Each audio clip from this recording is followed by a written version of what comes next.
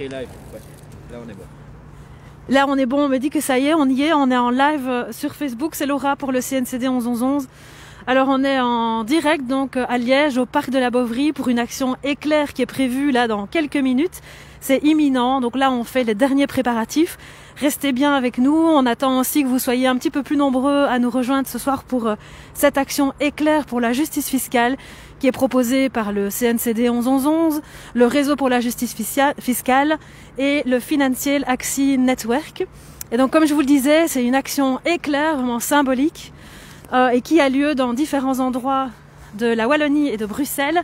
Il commence à faire un petit peu froid, mais on est prêt bientôt pour cette action. Alors on fait les derniers préparatifs. Alors on a la chance d'être dans un très chouette endroit, le parc de la Bovry, et on est vraiment entre deux lieux, vous allez le voir, qui vont prendre une valeur symbolique ce soir.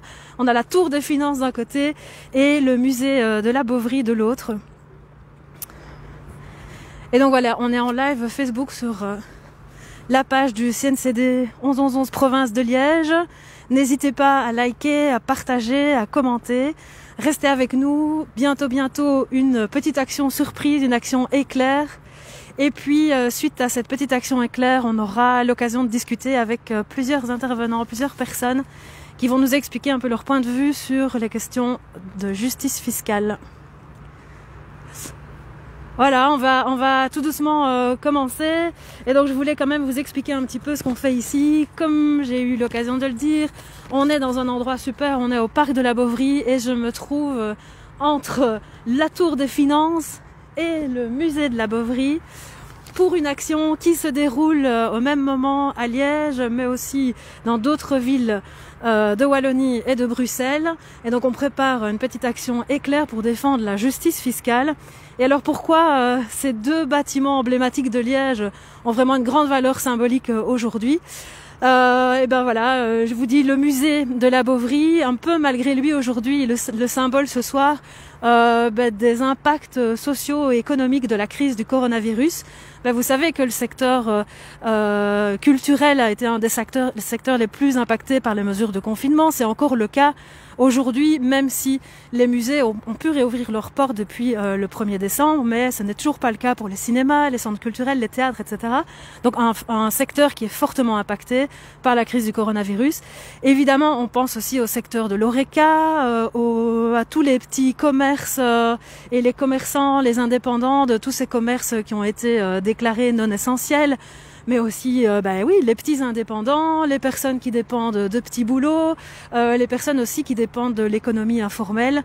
Donc voilà, pour toutes ces personnes-là, effectivement, la crise du coronavirus a un gros impact et on est clairement dans un moment ou dans une crise qui exacerbe les inégalités sociales et la pauvreté. Alors évidemment, la pauvreté, c'est pas nouveau, ça concerne quand même la moitié de l'humanité. Mais avec cette crise du coronavirus, la Banque mondiale estime que c'est 150 millions de personnes supplémentaires qui vont vivre dans l'extrême pauvreté.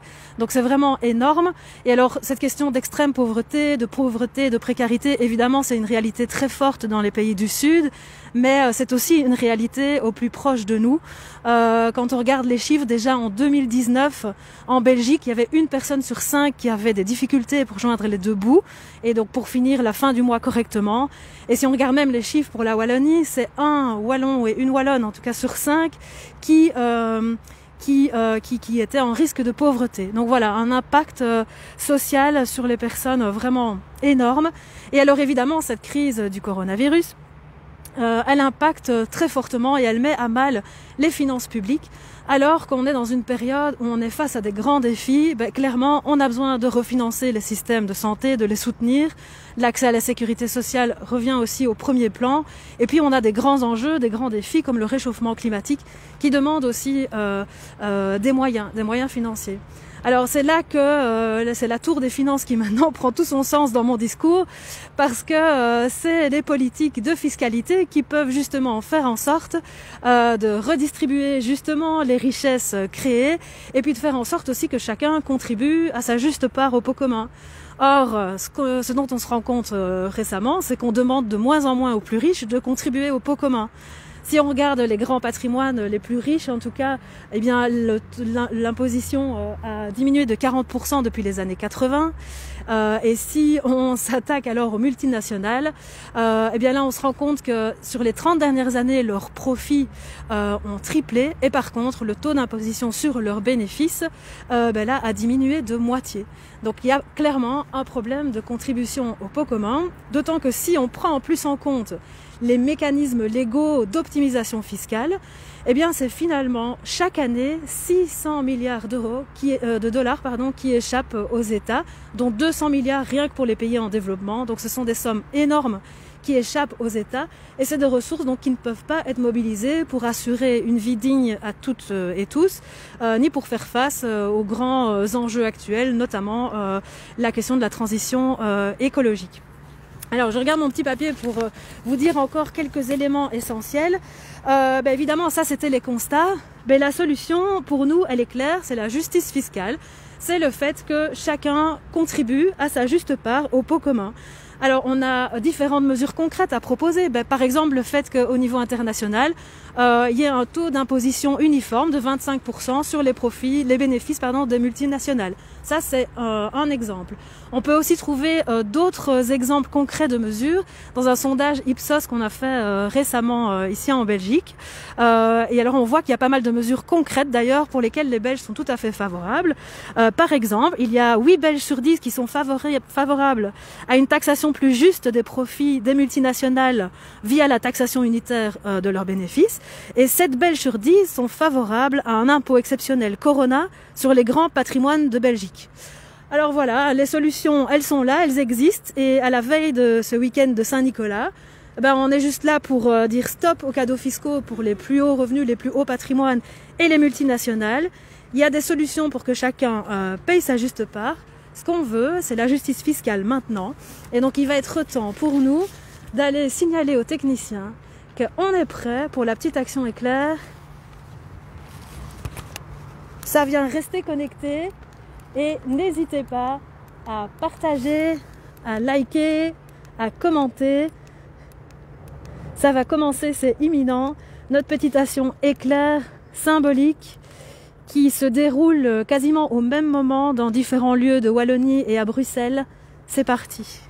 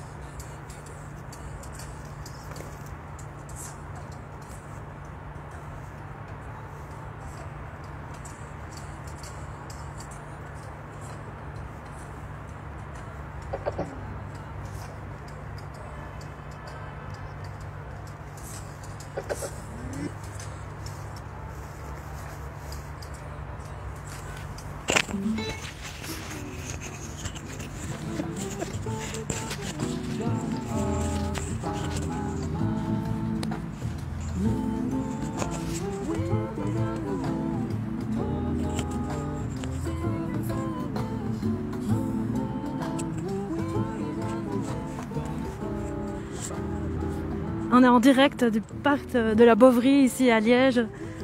Petite projection pour afficher en grand sur un bâtiment symbolique, pas très loin de la Tour des Finances aussi, nos revendications pour plus de justice fiscale.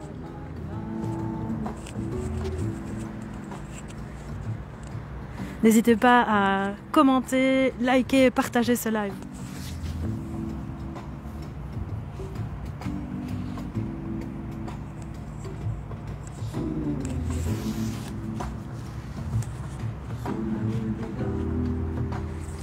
Voilà, un message clair, c'est ça qu'on demande, c'est la justice fiscale maintenant.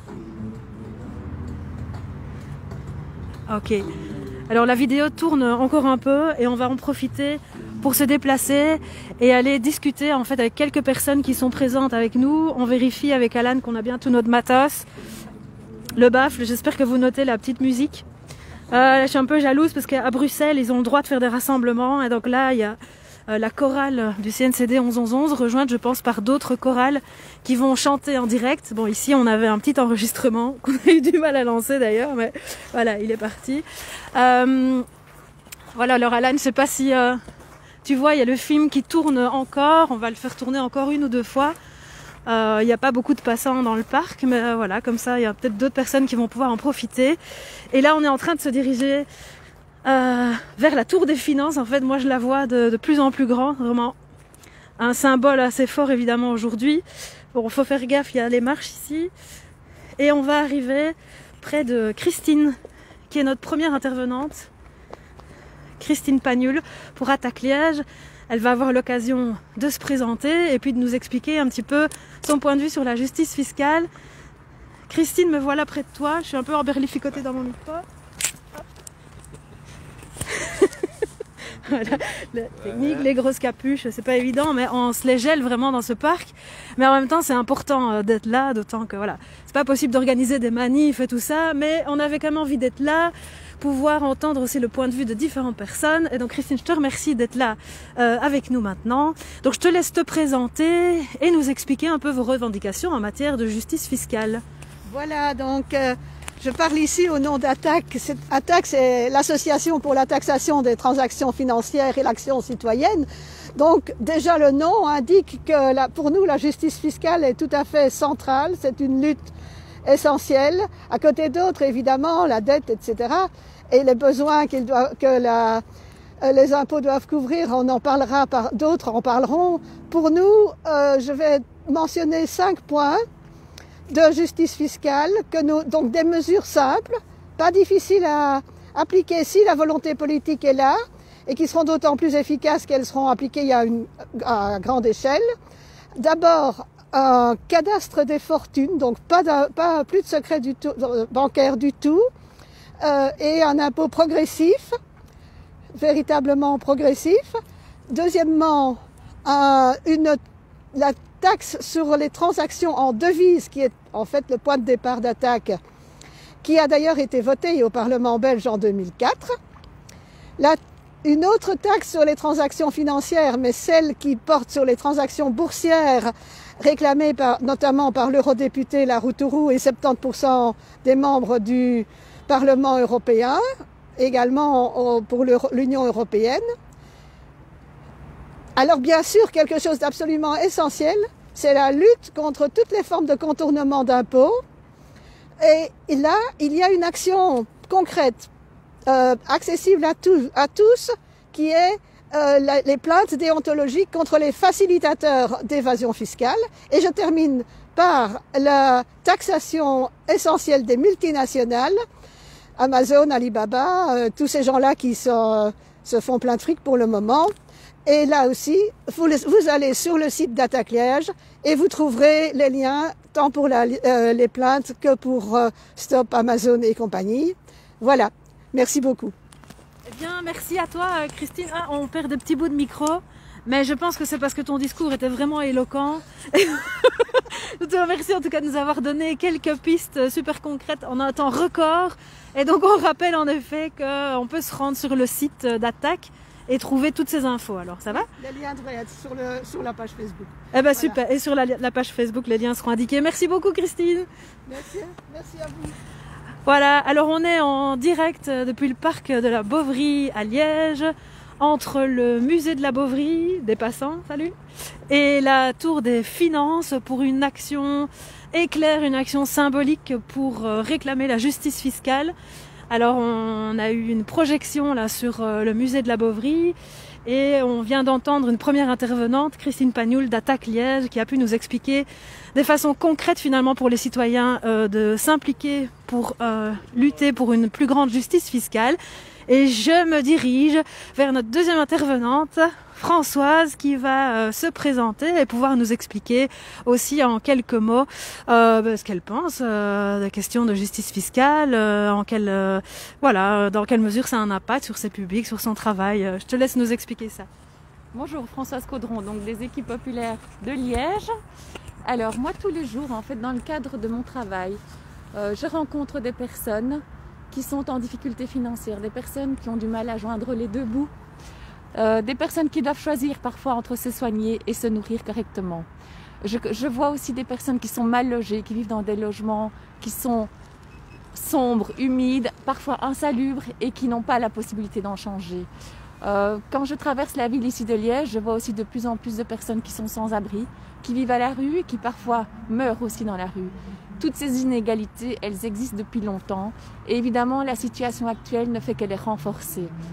Je pense aussi que de plus en plus de personnes sont en difficulté aujourd'hui. Je pense aux petits indépendants, je pense aux artistes, je pense aux travailleurs du secteur culturel et à bien d'autres aussi. Et je me dis que nous ne voulons pas entendre que la seule option possible pour tous ces gens-là dans les années à venir soit l'austérité pour tous. C'est un message qu'on ne peut plus entendre. Il y a une autre option et cette autre option, c'est la justice fiscale. La justice fiscale, c'est quoi? C'est simplement faire contribuer chacun en fonction de ses moyens. Donc c'est aller chercher l'argent là où il est aujourd'hui. Ça veut dire taxer les transactions financières, ça veut dire imposer les plus grandes fortunes, ça veut dire aussi donner les moyens efficaces pour lutter contre la fraude et contre l'évasion fiscale. Ça nous paraît absolument fondamental. Dire autre chose, ça serait indécent et ça serait indigne de notre société dans laquelle nous vivons. Donc voilà, c'est ce que nous réclamons. Il faut absolument une justice fiscale pour avoir une justice sociale. Voilà. Merci beaucoup Françoise, c'était très clair. Merci beaucoup de t'être pliée à cet exercice du speech en 2 minutes pour faire passer des idées. Et alors, on a notre troisième intervenant qui arrive et qui vient se placer sous ce magnifique réverbère. Salut Johan, écoute, je te laisse te présenter et nous expliquer un petit peu ton point de vue en matière de justice fiscale. Alors je m'appelle Johan Jumling, je suis forme de conseiller pour la FGTB de Liège-Ouies-Waremme. Et donc mon point de vue, c'est de dire que outre bien évidemment les nouvelles mesures à adopter pour lutter contre l'évasion fiscale dans son aspect légal, il y a un élément qui est souvent négligé, c'est celui des services publics et surtout du manque d'effectifs et de moyens qu'ils ont pour lutter contre la fraude fiscale. Et c'est eux qui gèrent et qui vraiment doivent contrôler les plus grands fraudeurs et donc il faudrait leur octroyer plus de moyens. En fait, aujourd'hui, après avoir subi plusieurs restrictions, des mesures d'économie, ils sont démunis et ils ne peuvent pas exercer leur mission de lutte contre la fraude fiscale dans de bonnes conditions. Depuis 10 ans, en 10 ans, c'est plus ou moins 10 000 personnes en moins qu'on compte au sein de services publics finances. C'est plus ou moins un agent du fisc sur 4 qui a disparu. Et si on regarde du côté de l'ISI, donc c'est l'inspection de surveillance des impôts qui est spécialisée dans la lutte contre les grands fraudeurs et pour les dossiers épineux, eux, c'est une diminution de 7% de leur effectif depuis 2016.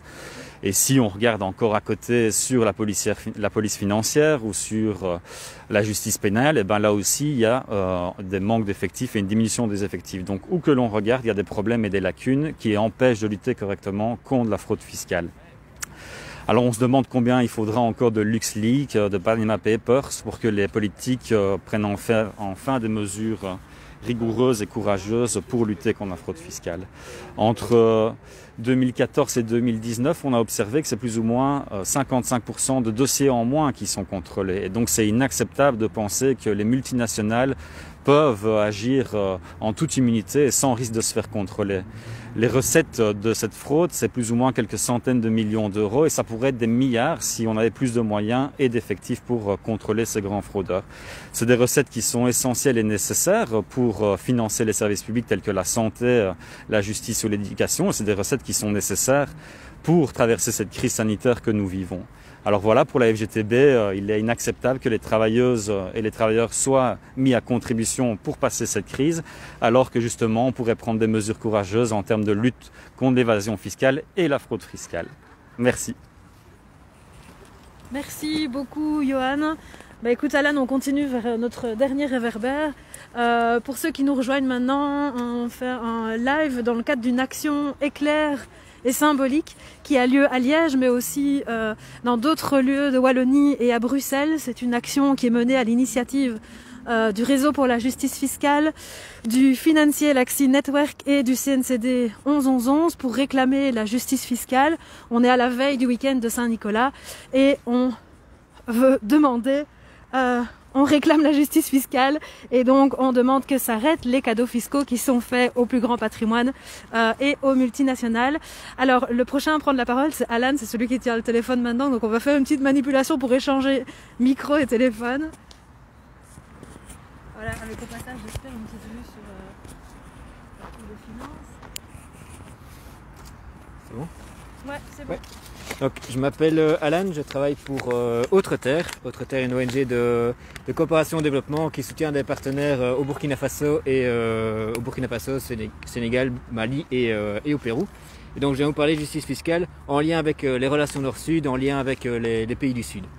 Donc comme les précédentes personnes l'ont dit, il y a des centaines de milliards de dollars qui s'échappent chaque année des recettes des États à cause de la fraude fiscale ou parce que des multinationales ne payent pas leurs impôts ou ne payent pas assez d'impôts.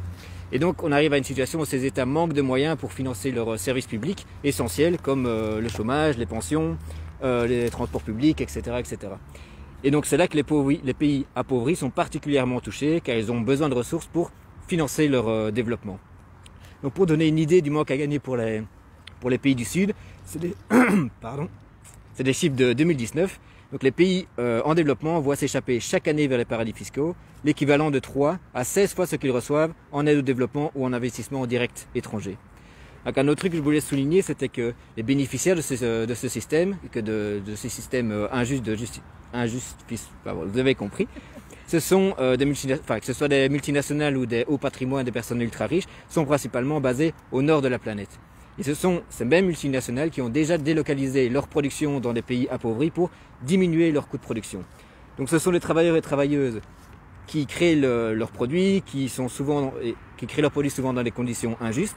Mais ce qu'elles créent, la valeur qu'elles créent, ces travailleurs ne les reçoivent pas, ce n'est pas pour eux, ce n'est pas pour leur pays, ça se retrouve dans les poches des multinationales, des actionnaires, etc. Donc voilà, ce qu'on veut, c'est taxer les bénéfices là où ils sont réalisés et non pas artificiellement déplacés vers par exemple des paradis fiscaux et donc au final se retrouvent dans les poches des actionnaires. Un autre élément à apporter, c'est le lien entre justice climatique et justice fiscale. Donc tout le monde sait, on est en plein réchauffement climatique et ce sont particulièrement les pays du Sud qui vont être touchés, et alors qu'ils ne sont pas responsables de ce réchauffement climatique. Ce ne sont pas elles, historiquement, qui ont le plus pollué. Mais donc ces pays vont devoir s'adapter, lutter contre les conséquences du réchauffement climatique. À côté de ça, on a des multinationales qui sont, elles, responsables des changements climatiques, mais qui, en plus, privent ces États appauvris de ressources pour financer leur adaptation. Donc voilà, j'espère que on a montré aujourd'hui que la justice fiscale était un enjeu important, un enjeu planétaire, et au final aussi un excellent outil pour diminuer les inégalités, et voilà, pour que les pays remplissent leurs caisses. Tout le monde sait que voilà, il faut une transition écologique, il faut une transition sociale, il va falloir aussi la financer, cette transition écologique et sociale, et il faut surtout aller chercher l'argent là où il se trouve, et là où il se trouve, c'est dans la poche des actionnaires, dans la poche des grosses multinationales et des hauts patrimoines. Ok, merci Alan. On fait de nouveau le petit échange. Pour conclure tout doucement cette action éclair, on vous l'a dit, ça a duré seulement quelques minutes, mais c'est important, cette action symbolique qui se déroule à la fois à Liège, mais aussi à Mons, à Arlon, à Namur et à Bruxelles. C'est important pour nous. Pourquoi? Parce que voilà, on défend la justice fiscale depuis longtemps. Bon, c'est vraiment maintenant qu'il faut mettre le paquet. La crise du coronavirus, elle exacerbe les inégalités sociales. Il y a des conséquences sociales vraiment fortes, comme Alan vient de l'expliquer. On est face à des enjeux climatiques importants. Il faut pouvoir financer tout ça et il faut pouvoir aller chercher l'argent là où il se trouve, comme tout le monde l'a dit. Et donc finalement, le message pour notre action d'aujourd'hui, il est assez simple. Ce qu'on veut, c'est la justice fiscale. Les solutions, elles existent pour aller chercher l'argent là où il est. On en a parlé, la taxation unitaire des multinationales, un taux d'imposition minimum harmonisé, voilà, la taxation des plus hauts, des grands patrimoines, éventuellement avec un impôt exceptionnel Corona, enfin des solutions très concrètes, il y en a. Et pour les défendre au niveau politique, on a aussi besoin que ça circule et que ce soit défendu au niveau citoyen. Donc on a besoin de vous. Donc Donc je vous invite à partager l'aftermovie qui sera posté sur les réseaux sociaux lundi. Donc une vidéo qui reprendra des images des actions qui ont eu lieu ce soir. Donc je le rappelle, à Liège, mais aussi dans d'autres villes de Wallonie et à Bruxelles. Donc on compte sur vous pour partager, pour liker, mettre des petits cœurs et finalement montrer que vous aussi, vous défendez la justice fiscale et que vous la voulez maintenant. Voilà, je pense qu'on est au bout de ce live. Alan, je te remercie pour la technique. Et alors, on voulait finir avec les mots de David Mendes Yepes, qui propose un slam qui résume finalement assez bien nos idées. Et si tu veux, on va essayer de rejoindre un peu les autres en étant accompagnés par les mots de David. Il paiera sa juste part, qui jouera le jeu de l'espoir, l'espérance de l'équilibre, pour qu'ensemble nous soyons libres. L'essentiel taxation juste, pour que nos assiettes s'ajustent. Délicate fiscalité. J'essaye d'échapper à la les caméra. soins de santé, l'exigence dynamique face au changement climatique, l'exigence de la raison, pour lancer la transition, globalisation des revenus, imposition progressive, nationale transparente, impôt exceptionnel de fuite, l'intraitable point fermé de citoyennes engagées, l'indomptable ardeur profonde face au délitement du monde, l'horizon de l'équité, pour que tous puissent respirer, la puissance de la justice, pour que le souffle persiste. Voilà, merci à tous de nous avoir suivis et à la prochaine.